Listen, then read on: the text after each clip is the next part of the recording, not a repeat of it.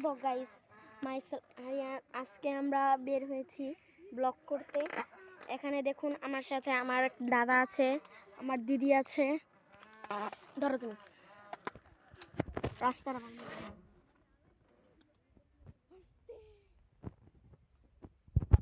ঢুকতে চালা।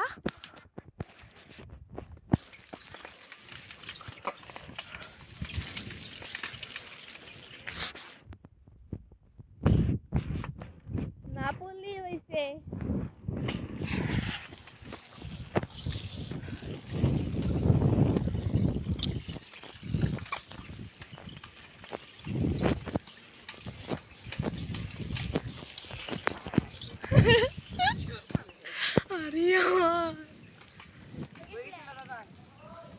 যা থামবি না, দেখেন এখানে কত সুন্দর একটি